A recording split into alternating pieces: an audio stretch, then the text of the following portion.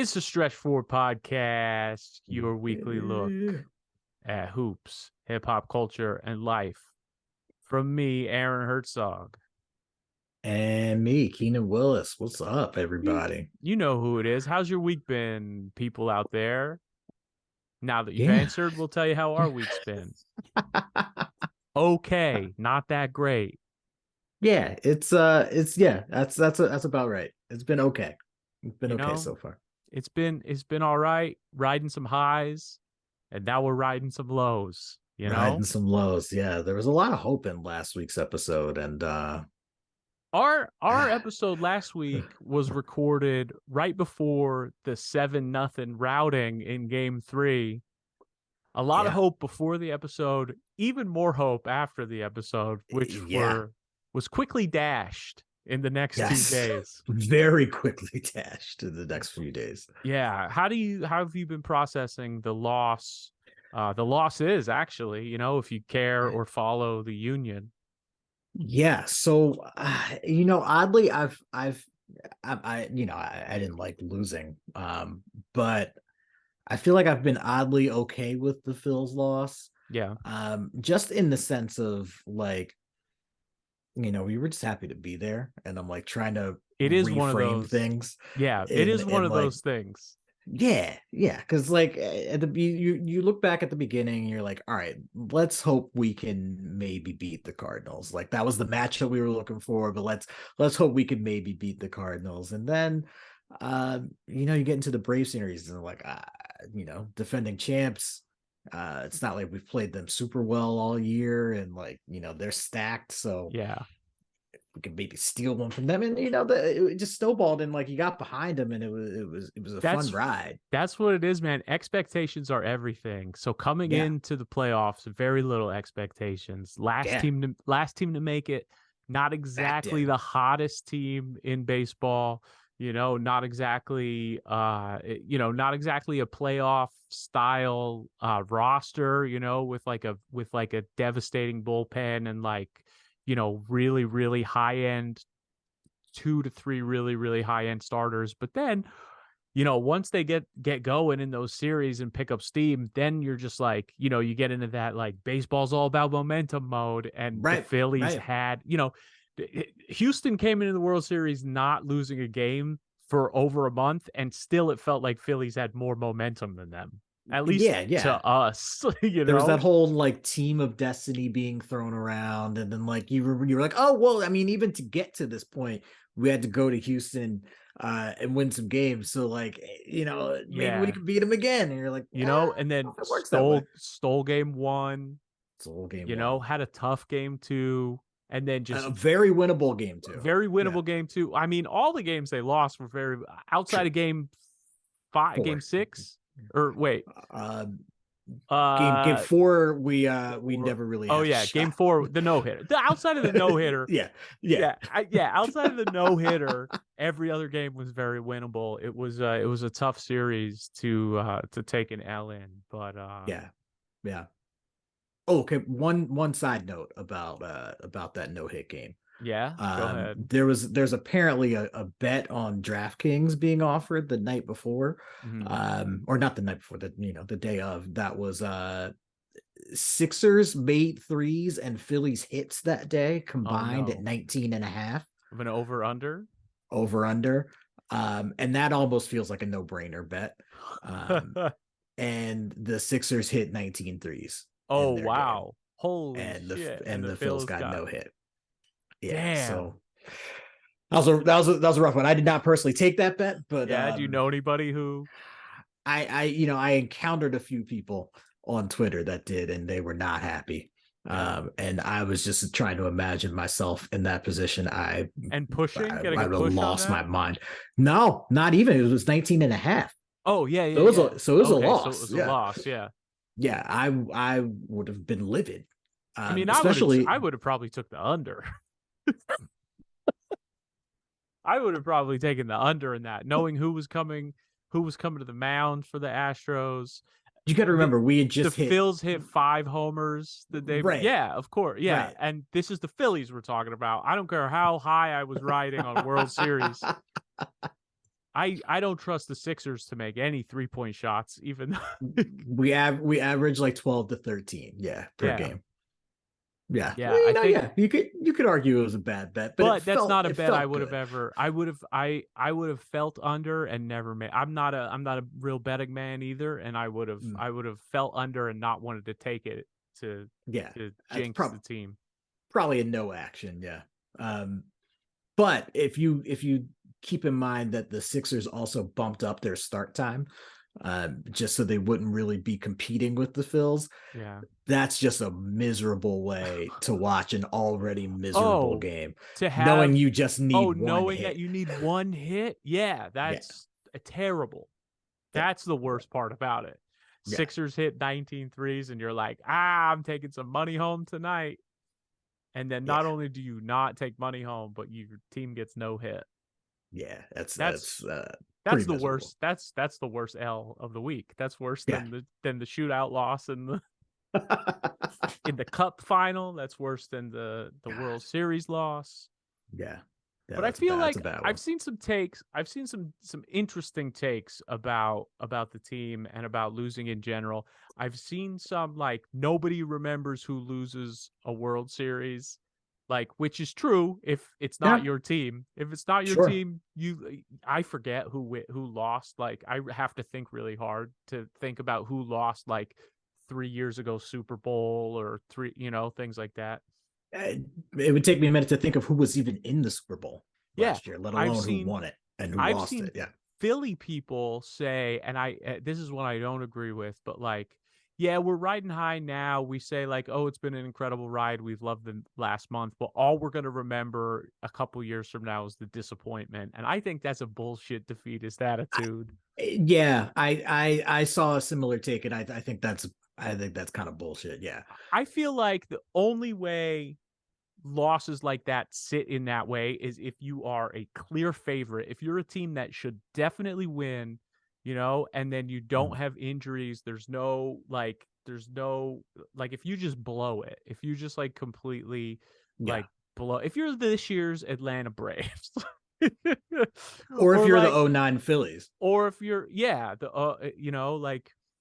I don't even know, like maybe but even then, it's not like that Yankees team was bad. No, or like not even the 2010 or 2011 Phillies, because like, I don't know, maybe even the 2010 or 2011 Phillies, like the greatest baseball teams ever assembled. The 2011 Phillies might be the best team of all time. Well, so they have a legitimate case.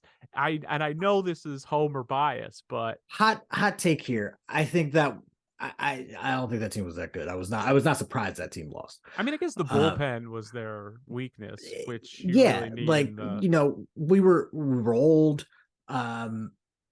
You figure not only does playing that deep into the season like really take a toll on you, but then doing it repeatedly, like that team was on fumes by the end there, and like just literally seeing Ryan Howard crumple. Yes. Like that, like really felt like, oh yeah, no, that's all of it. Yeah. So like could not have been a more direct signal of how things were over. Yeah. I look at that 2010 team. And what I remember from that series, like you look back and you're like, the minute that squirrel ran across home plate, like that changed everything. That was the Giant. They lost to the Giants. The year? Giants, yeah. Cody Hugehead Ross got hot. Yes. Mm-hmm. But that's the thing. That's what actually made me believe in this year's Phil's team, because you could see all you got to do is get hot. Cody Ross, not a guy that like I really think he never got hot again in his life. Yeah, like he's a career journeyman. He's a guy that's going to bounce around fantasy teams, let alone like real teams. Yeah. And then you look at Hideki Matsui got hot against us in the 09 series. So like, and then again, against the Astros, nobody got hot. Right. I mean, Schwarber, the guy that maybe shouldn't be batting leadoff. And and Harper, they had good series, but that's about it. Well, Bryce had an okay series. He had good playoffs. He had an okay series compared to everybody else. He was right. He looked incredible. He was on fire. Yeah. Yeah, he came through in a couple big moments that made Right. up for a lot of the other times. But yeah, I think like I don't know, like people talking about like special cases of losing. You know what I mean? Like the 2001 Mhm. Sixers and how Right. that run is remembered as like not a failure even though you lost in the finals. But I like I yeah, like I or the look back at 93 Phils, you know? right, right. Teams Well, people that and remember that one's fondly even though they ended badly. right, right. And that team was just like such a fun that's like a team you wanted to be around and you like wanted to see them succeed. Well, they may not have been the most talented team. But they you know they got hot similarly. I think I'm gonna remember a lot of this is hopeful. I feel like I'm gonna remember this team like I do the '07 Phillies. Oh, the Uh, year before things yeah, really popped off for them. yeah, because we'd been there, we'd been pushing the envelope. We finally made it into the playoffs, um, and then starting to get old here. We either got swept or won one game. I think we got Was swept it though in the first round. Colorado or was Yeah, Colorado the next year? Or was I Colorado think it was both both. years? I think it was Yeah. both. Yeah. Okay.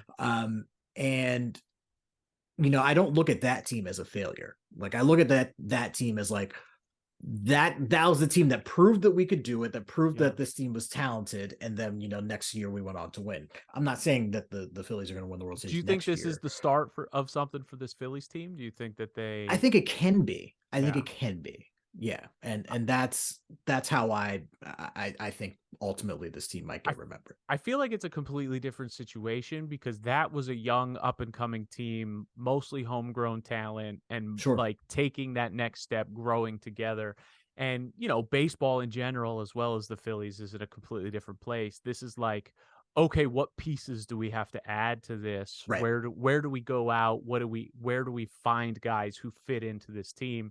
So it's completely just like go spend money. It's like go spend money Yeah. to make something happen, like fill in, like find needs, maybe like get rid of a couple guys who like don't fit, Sure. A lot of Sure. trade a But lot of trade restock out there. I don't know how I feel about that. I'd be fine with it. But like it's not like while the core of that team was homegrown, I think people forget we did go out and add a lot of pieces. We went out and added a Jamie Moyer. We went out and added a Yeah. Joe Blanton. They may not have been huge names, but like we went out But and they added a help yeah, Brad Lidge. they were Like they were pieces that made a that's what we difference. needed. Yeah. Yeah. Even adding Worth there. Like, they're smaller moves, but it did help. Yeah. So, I don't know. We'll see. Time will tell. But Yeah, and it leads me to ask. I want to ask this question. It's one that gets brought up all the time, and it's about losing and how it's perceived, and it's about legacy. And I have a very distinct uh answer for it, but it's about how when people compare Jordan and LeBron, one of the sure. main things they like to bring up is Jordan's 6-0 record in the finals and how LeBron has lost. Like, and I think it's bullshit. I think it's Yeah. stupid. Yeah. I think the fact that it obviously just means that he lost earlier in the playoffs before he Right. got to the finals. And it Right. also like ignores who you played in the finals. Did Jordan ever play a team as good as any of the Warriors teams that LeBron lost to in No. the finals? Not a chance. Who was Not a the best chance. team Jordan went up against in the finals? The 93 Suns? I was gonna say either the Suns or the Jazz the The Jazz, the like second time second around. time that they played the Jazz. Yeah. Yeah, it's like I don't think those Bulls ever played like the Sonics teams were good, like, but nothing anywhere close to the Warriors teams. Also, Jordan never played a team as bad as some of the teams that LeBron may have lost to, Sure. the like, Sure. I don't know, those the Mavericks Those team wasn't exactly forgettable teams. world beaters. Sure. But you could make an argument at least that Mavs team was Dirk in his prime. Yes. I don't think Jordan, and let me think quickly before I say this. I don't think Jordan ever beat anyone in a finals in their prime. Barkley was in his prime. But that was peak Barkley. That was post-Olympics Barkley. 93, there's not a better Barkley than 93 Barkley. You're sure. 92, okay. 93 Barkley, that's peak, man. Okay, that's fine. I'll give you one. He beat another guy he beat someone with no rings in his prime. True. He might have had somebody like Barkley might have had like I think that's check, by the way. I think maybe like, he might have had like a better year technically, like in Philly than that year in Phoenix, but like that's him coming off the Olympics. He legitimately believed he was the best player in the world. He thought he was better than Jordan. Jordan would make you think that's mind games that he played with him to let him think that, which is preposterous, Jordan. There's no way you let Barkley be the best player on the Olympics because you knew you were going to face him in the finals and you knew he'd be overconfident. Shut up, Michael Jordan. Not a chance. You did not for 1 second plan that, liar. It's the same BS that people call out LeBron for now.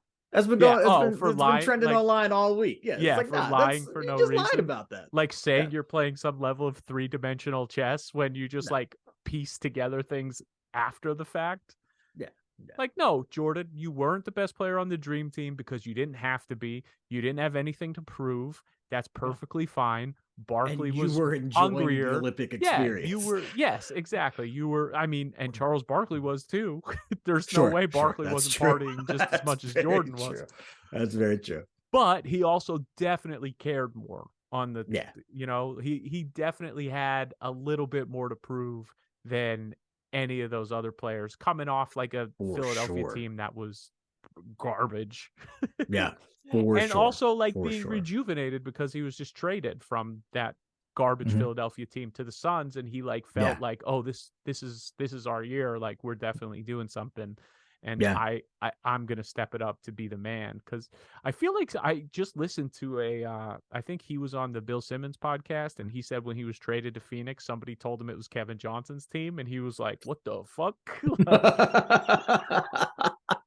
Somebody told him KJ was good. Don't get me wrong. KJ, I think, actually underrated, but not a chance that once Barkley comes to your team, that's not it might have been like the Suns owner or their coach or something at the time who was just like, this is KJ's team, and he was like, get the fuck out of here.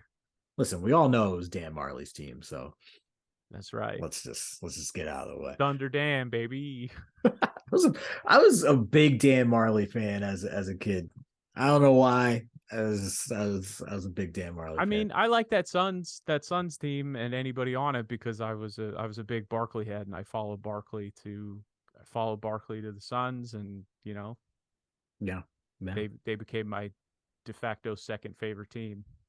It's very strange. As much as I now revere and respect Mike, I was never rooting for him in any of his finals runs. I was never rooting for him. Yeah. For Barkley? No, for Jordan. Oh, okay, for Jordan. Yeah. I don't think I was never rooting for Jordan. Let me think. The Jazz, it might have been close when he was, I think I can't remember where I was at when he was going against the Jazz because I really didn't like that team. I did not like Malone. I like Stockton. Didn't love Malone. I didn't like Stockton. I kind of hated both of them. And I think I maybe Jeff Hornacek spent some time with the Sixers, didn't he? Yeah, he was part of the Barkley trade, right? Yeah. So like I was like, I can get behind Jeff Hornacek, sure, yeah. Yeah. But I mean, yeah, I don't know. Is there's something to losing and doing it in the right situation, and kind of like having a loss add to your legacy just as much as like a win would. For sure.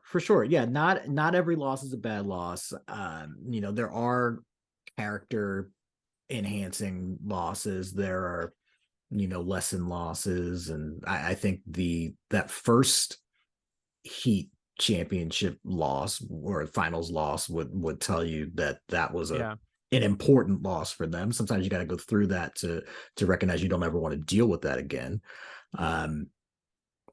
But yeah, just like every win, not a great win. Sometimes you back I into a victory too. and to go back on what I said last week, where I said that I'm not a guy who said that fan bases don't deserve to win. I completely take that back. Houston did not deserve to win. They do not deserve sports glory. Uh, just some of the worst bullshit I've ever seen from fans on Twitter. And I pay attention to mostly Philadelphia sports fans on Twitter, which is full of bullshit. We're One, we're we're here, rough, yeah. one, the stadium saying we are the champions after they won. What is it? 1994? Can you be lamer? Can you be just more just garbage? Is there a garbage? Ooh, let's put It's pretty we are the basic. champions. It's You know pretty what I basic. mean? Yeah. That's Yeah. you I'm not don't gonna I'm not gonna I'm not gonna fault them for it, but it's no. pretty basic. No, I fault them for it. You should have a better win.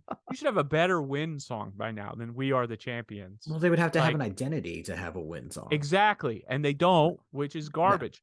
And then just the levels of mental gymnastics they have to jump through to justify the fact that to either justify or say that they don't care that they are a team that got caught in multiple cheating scandals. Sure.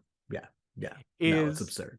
they're just exposing their ass to the world. Yeah. If you're a Yeah. Houston fan, you're garbage.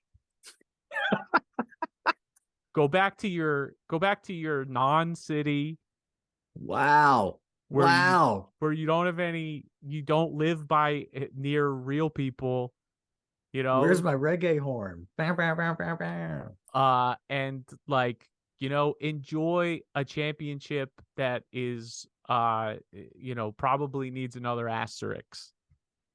Well, I mean, yeah. So the lack of true punishment for the whole cheating scandal is pretty ridiculous, and I think I think time will not serve them well. The one credit I will give Houston fans is in the midst of their revelry and celebration and their parade, they still found the time to boo Ted Cruz. So Well, okay. I will give them credit for that. I'll give them points for that. As that man deserves to be booed everywhere he goes. Absolutely. Absolutely. Yeah, speaking of that, it's election day here in the Is it? I United hadn't heard States of I hadn't America. heard a thing about it. I haven't gotten That's a single crazy. email from Nancy Pelosi. The tone of the emails is great. I've seen a lot of like I'm begging you.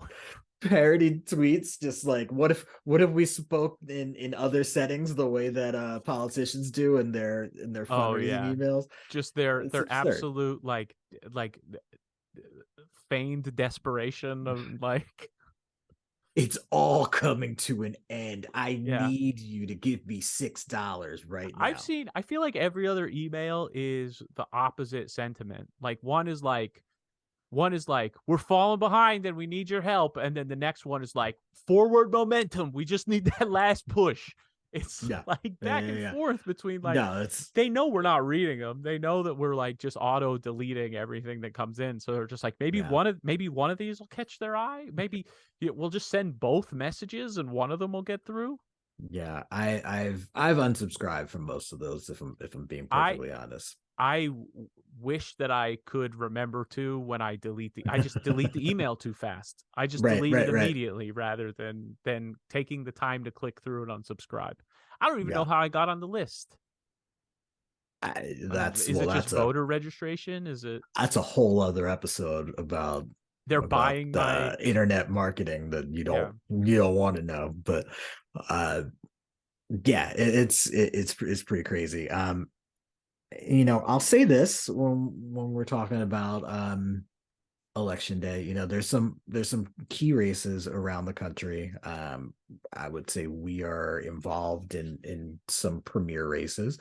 PA here, we have, a gubernatorial race between a relatively reasonable man and an absolute monster, which on paper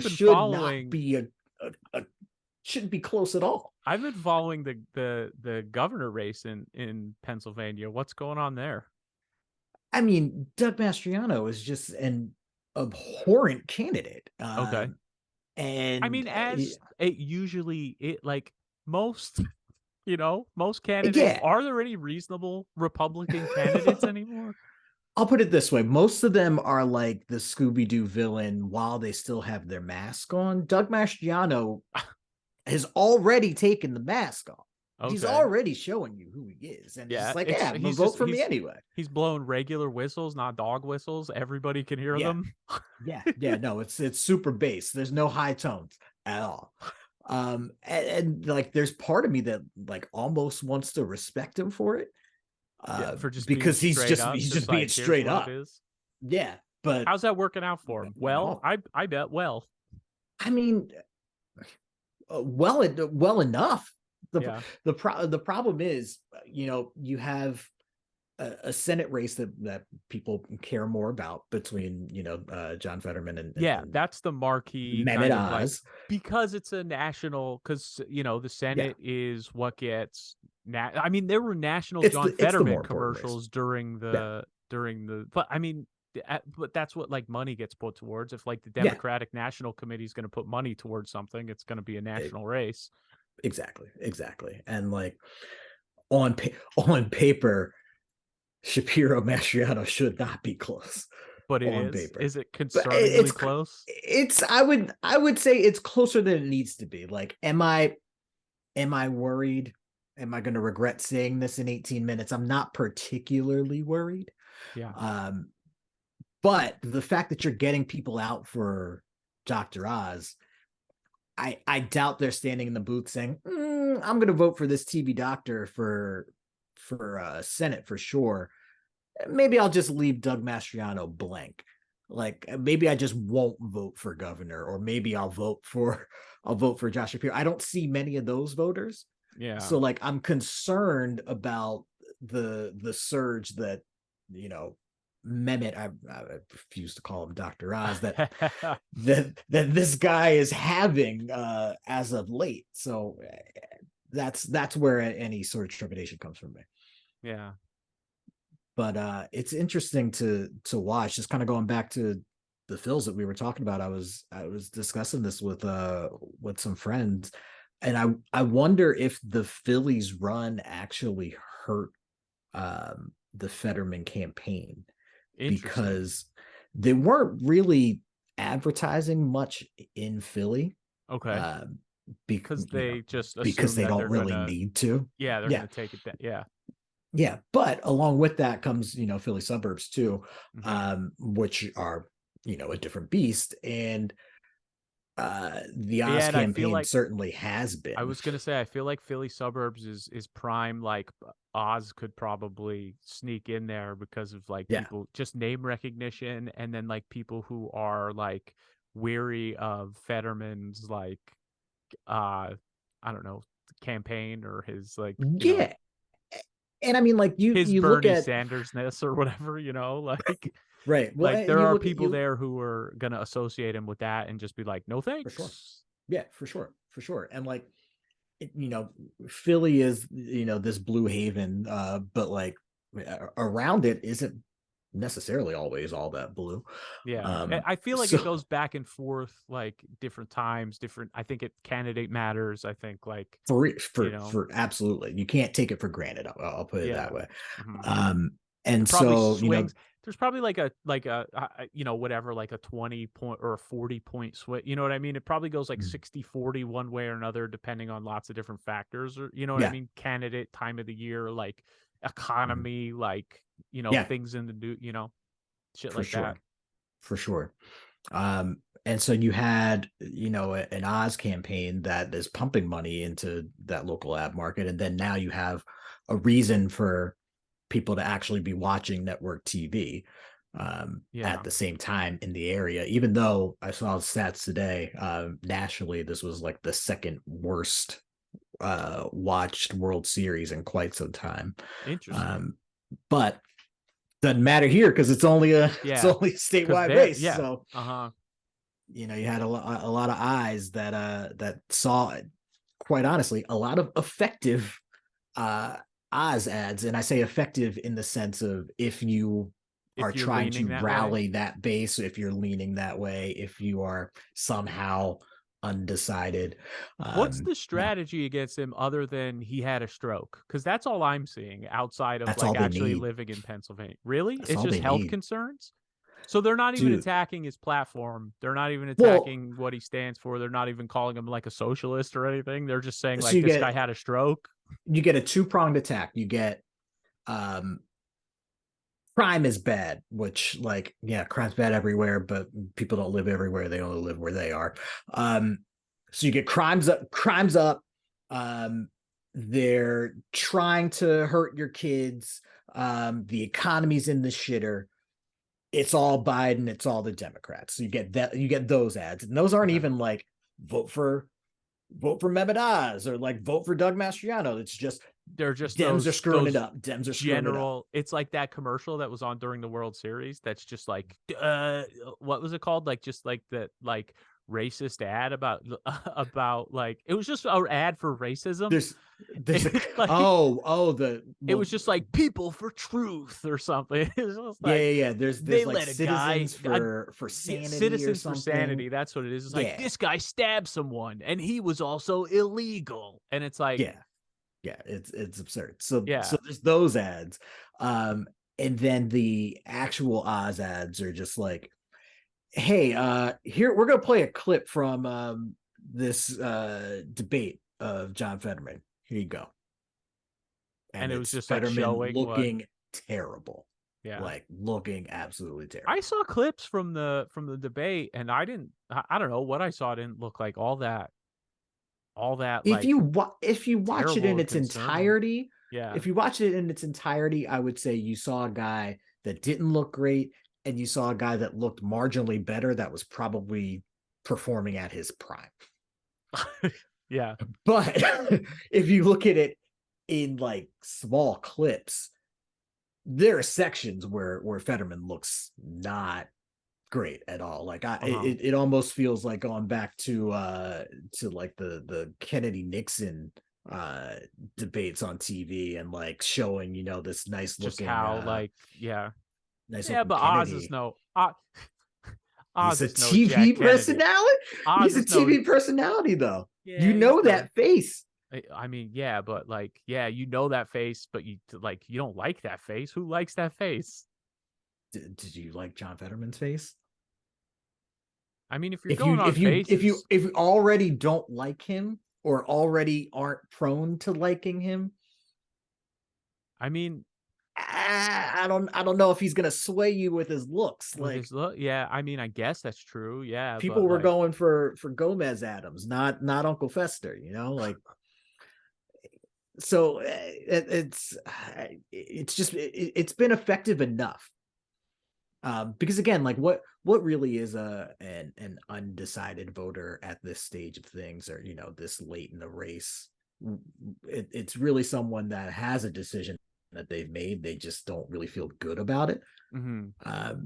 And so this is a way to feel good about it. Okay, yeah, I guess that's true. Yeah, Like, yeah, no, he like, does oh, look I pretty didn't really bad. love Like, him, but he looks bad. What's his health stat? Like, oh, I don't think yeah, he's gonna be healthy. Yeah, yeah. So that's just concerning. I You mean, had here's a Oprah try to come in question. late, but I mean, from what I've seen of Fetterman, his response to that has been, "My doctors say I'll be fine." Right? But like his response has been, sort "My of, yeah, doctors say with time I'll be fine."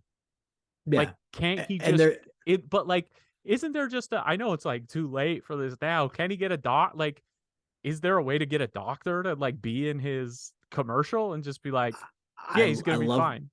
I love what you're saying, but one, doctors aren't going to do that, and two, Well, I guess because it does like put their reputation on the line, and yeah, it yeah, very much matters like how yeah, he respond, like if he does what he's exactly, supposed to do to recover. exactly, Yeah. yeah. The only doctor that So might do that would any be way that Dr. Oz.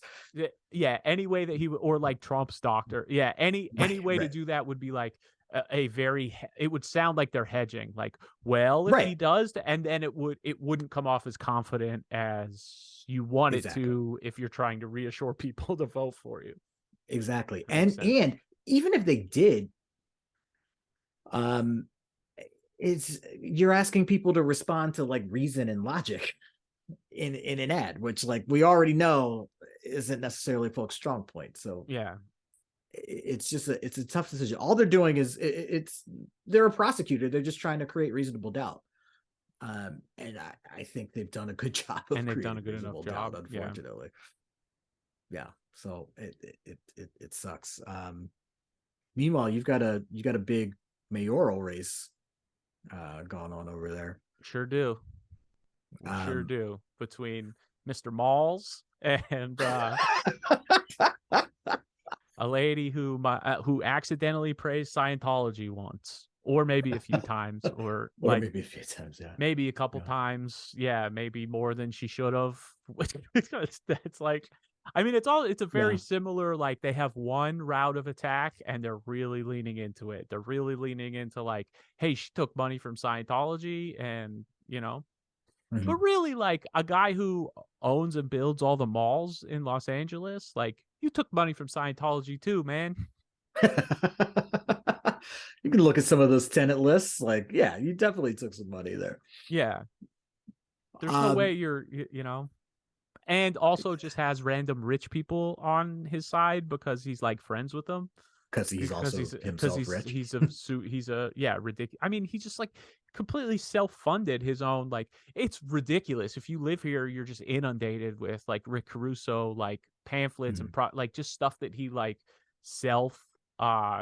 just that he like self-funded. He put so much money into his own race, and it's like, yeah, just like seeing like I walk around and just see like, because in LA it's like it's a city where like you're very close to like just like very expensive homes. Like anybody who could buy a house here is rich, like in LA proper. Yeah. So any like neighborhood, like I'll go for like, like walks around the neighborhood and just like houses. It's just like anytime you see like a house with like a Karen in like a nice neighborhood with like a Karen Bass sign, you're like, okay, all right, this is good. Like, but it's just like so many just like fucking rich people with like Rick Caruso signs outside of their house. And it's just like, come on. Like, how is this guy tricking anybody into like wanting to vote for him? Well, but that's the thing. It's just rich protecting rich interests, Like, yeah. I saw a lot of people were angry today on social media about some of the celebrity endorsements that Caruso has gotten. I guess apparently Chris Katy Pratt Perry, was the new one. Katy Perry was, yeah. But here's the thing, Chris Pratt, if you pay attention to Chris Pratt, that should not surprise you at all. No, it shouldn't. No, not at all. Or Katy Perry. There was a thing. Katy Perry came out, like there was like a thing a few months ago where like Katy Perry tweeted something about Rick Caruso and everybody was like, oh God, like, oh, this is bad. And then like Katy Perry came out and said like, no, I didn't do that. I got hacked. And everybody like took a deep breath and was like, oh, thanks. But then like today she tweeted she actually tweeted like a picture of her voting for Rick Caruso. Like it was real. So it's like, what was all that like? What were you doing months ago when you were like, this wasn't me, I didn't do this, I got hacked? Like, why did you backtrack? And now you're like, sweet. I don't know. First off, isn't that illegal? I always thought that was illegal. But I think, I don't know. Maybe that's just something that they told us. It might be like technically illegal, but like, I don't know. What are they going to do? Invalidate the vote, throw them out. But yeah, I mean, I one of the ones I saw today was apparently Snoop endorsed Rick Caruso. Yeah. I mean, how closely is it just because they're like, is it just because they're rich and they're like protecting their own money? Is that all it comes down to? I mean, listen, if I were at the level of wealth of the celebrities that we're talking about, yeah, and I had a guy that was saying, yeah, we're gonna not even try to solve homelessness, we're just gonna move it so you don't have to see it, and I'm gonna try to make the economy a little better off for you. Yeah, let's be real about it. Yeah, that's you're voting in your own interest. Here's all you need to know about how like Rick Caruso's just like his plan to end homelessness is just like he's attacking Karen Bass on just like, my plan to end homelessness is better. It's going to do more faster. And like that's obviously bad. Like I'm ignoring all like intricacies of this problem that it No, it's has really simple. so many factors towards it. It's just very simple. You know what? Yeah, ending homelessness is very simple. Stop people from owning multiple homes, stop people from hoarding apartments and and then just like put people, there are more, like We don't we need all as know many this. shopping malls. Get rid of shopping mall. Yeah, build affordable housing, build free housing, build simple fucking housing for people. Like, yeah, that's an end to homelessness, not just like kicking them out of like the fucking encampments that they create. And like, Yeah. yeah, there are more empty units that are being used for nothing, that are just sitting there empty, than there are, people who are unhoused. There's your ending. Just stop people from building things that aren't necessary, and like from owning, just like from hoarding. Yeah. There's but when you look at it, like, people should not be surprised that celebrities are voting in their own self-interest. Like, I don't understand why that's a shock to anyone. Yeah, I mean, I guess most people vote in their own self-interest when it comes down to it. You know what I mean? And well, I would argue most right-leaning voters do. I would argue there's a lot of there's a well, no, I'm sorry. Let me rephrase that. Most rich right-leaning most people. rich right-leaning. Yeah, yes. because a big part of the base of right-leaning people is people who are voting against their own self-interest. Yeah, exactly. So like, it's very funny. The like rich liberals and poor Republicans are the ones who are voting against their own self-interests, right? And then like one group is doing it to help more people, and the other group is doing it why? I mean, you could argue that I know that I'm showing my bias and my very like limited knowledge of things. Yeah, because I mean, you could definitely make the argument that rich liberals are voting in their own self-interest too. But I mean, if we're going with the American definition of liberal, then yeah.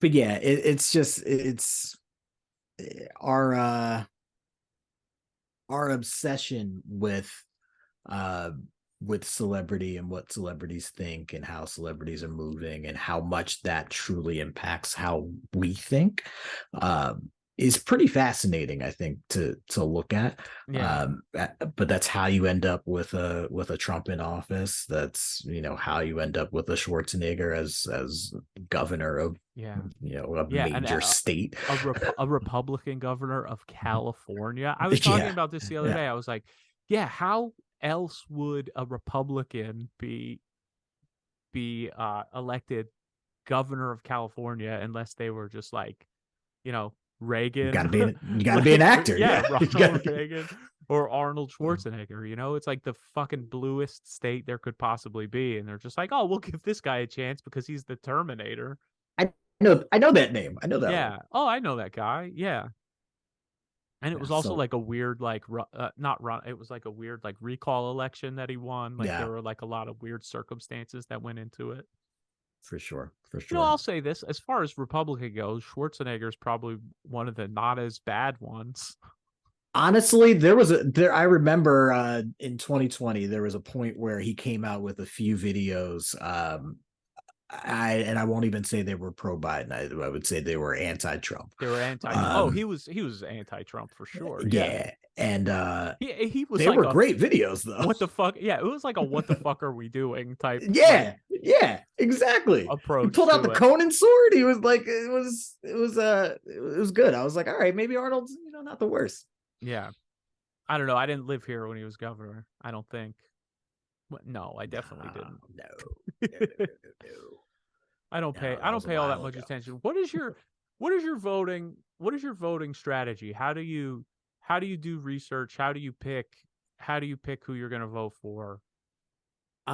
So I try to look relatively objectively, but if I'm being honest, it's not necessarily objectively as much as it is.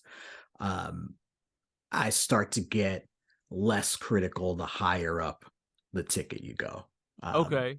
So like, Like I was never you nitpick less when you get to the to the gubernatorial, races like that are a little Senate's bigger. governor. Yeah, Yeah, yeah, yeah. Like there was I didn't need to look at Doug Mastriano's record to know that I wasn't voting for him, yeah. just based on the fact that he like legitimizes QAnon theories. Mm-hmm. All right, cool. I know I'm not voting for you, but Yeah, then just like a one factor. smaller local races, I will get pretty critical. I would say there's probably a handful of times that I have crossed party lines in a vote. Um, I think most recently, or at least most memorably to me, I think back in 2012, um, I I did not. I voted for a Republican in a statewide race, but it wasn't Senate. It was, Mm-hmm. or at least it wasn't U.S. Senate. It may have been state Senate actually, but Who was it? What was the I don't. I'm trying to remember. I'm trying to remember exactly who it was. Um, it'll come to me, but yeah. and I don't think it was a particularly right leaning Republican. It was probably a bit of a rhino, but like, um, what I try to do is just take a look at what do I think is important, and then what do I think is the greater good. Those two don't off. They're not always perfectly aligned. Yeah. And when they're not, I think I typically try to go greater good, not necessarily just what I care about. Mm-hmm. Um, and then when it comes down to, um, there's always like the like city charter questions and things like that. Yeah. Or California's got a ton of prop votes all the time. Like Oh those, yeah. I get like really in the weeds on. To And see like probably what it's actually saying. Yeah, those are tough. You yeah, got to like figure out what it's actually saying. Like if it passes, who it's actually going to help. Like right. the like commercials for those are completely like misleading, and like they'll be like, oh, if you don't vote for this, I'm gonna die or something, and then it's Right, like, well, right, actually, if you vote for this, you're like making people never have a day off work or something. You know what I mean? right, You're right. like you're voting slavery into existence if you You're like, vote this is a yes good on this. idea Yeah, on and like paper, but like the execution of this is not gonna go well. yeah. Like today, for example, there were two city votes up. One was do we need to create a Department of Aviation within the city, just to control the budgets of the two airports and things like that. Mm-hmm. Those airports already have budgets allocated. It's one of the largest parts of the city budget, and they're currently controlled by the Department of Commerce.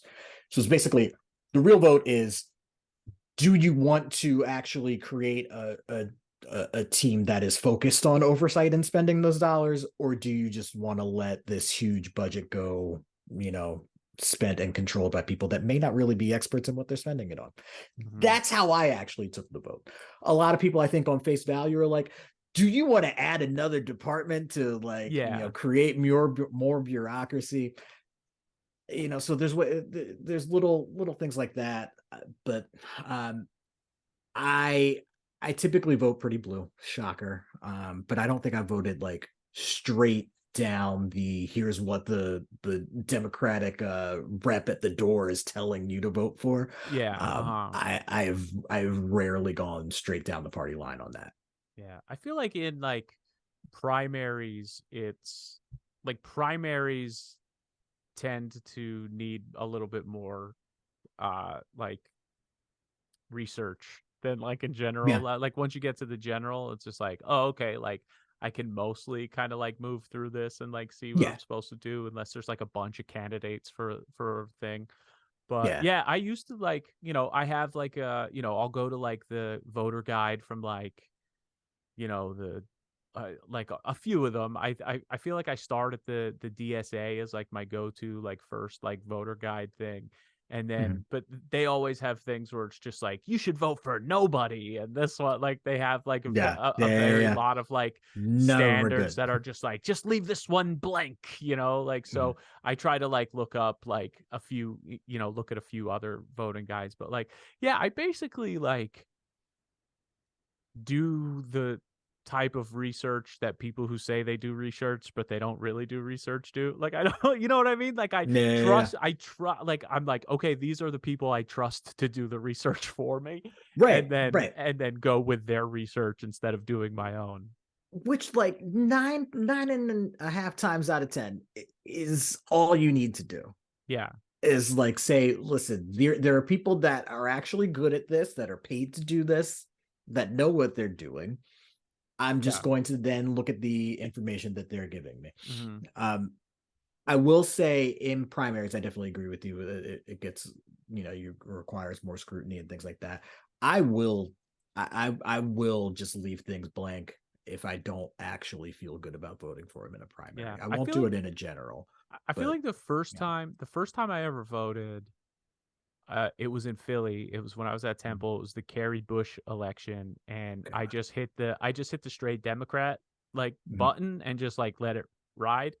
And like I feel like I was just like, yeah, that's probably what to do. You know what I mean? Like that's what. And I like told my mom about it, and she was just like, yeah, you don't even know who you were voting for. Like you don't even know like what. And I was like, yeah, I know, but like it's just like, you know, that's like what.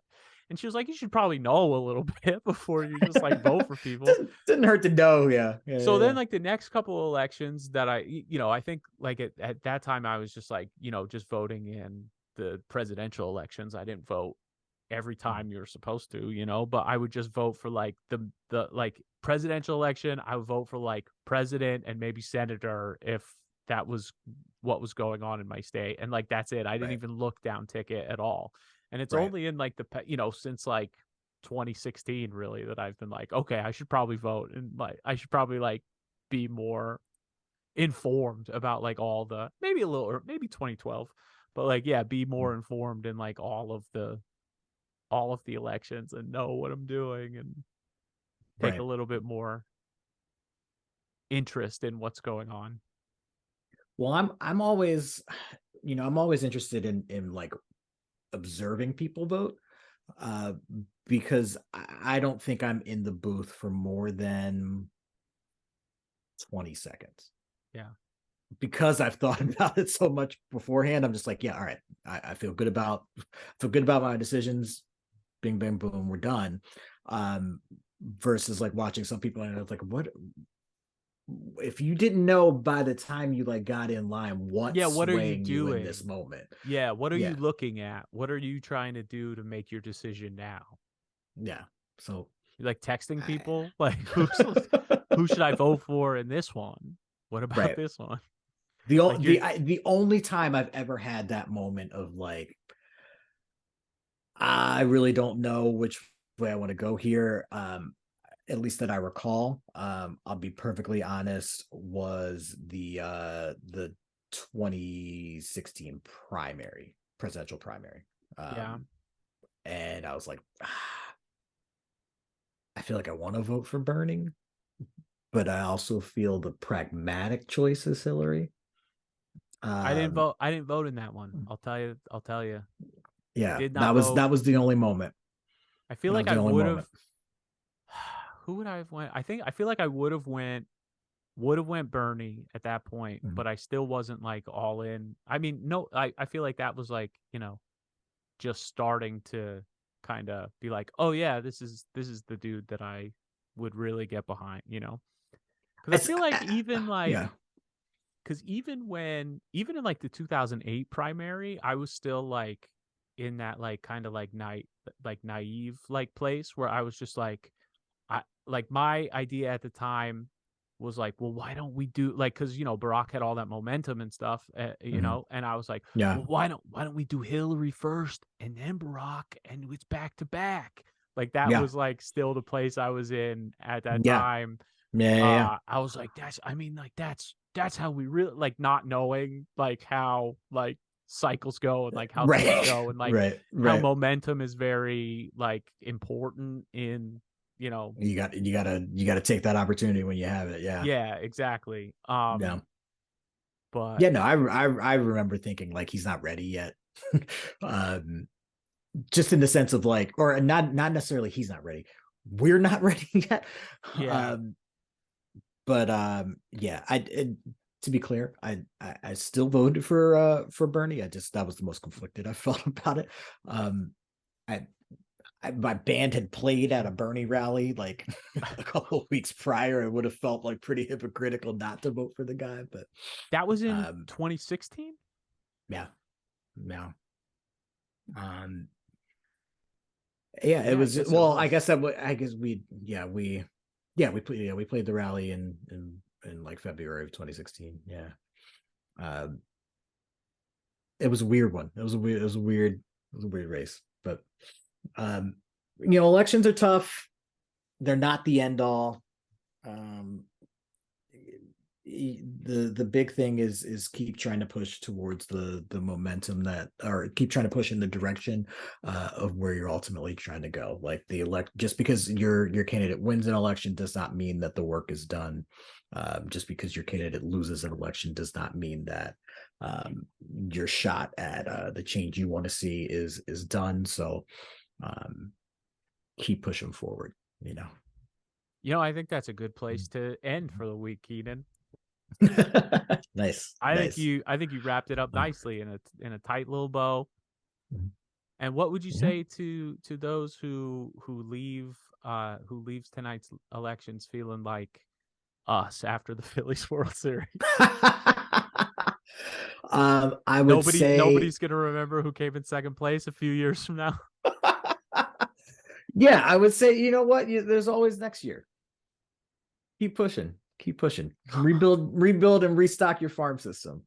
You never know. All you got to do is get hot at the right time. Yeah, it's a good. Yeah. Make the adjustments. Put the money where you need the money to go. Pick up a few pieces and be on your way. Yeah, you'll be good. That's it for the Stretch 4 podcast this week. Send us questions, send us topics, send us things you wanna talk about at Stretch 4 Pod on what's it called? Instagram, Stretch 4 Pod on Instagram. Stretch4pod at gmail.com is an email address. Yeah, find us. Let us know what you want us to talk about. Give us suggestions of things to get into during the week on our social medias. We're going to be posting clips from the show, takes on other things, and everything you want from the Stretch 4 fellas. I don't know. We need a better name, but you get it. The stretches, the stretches.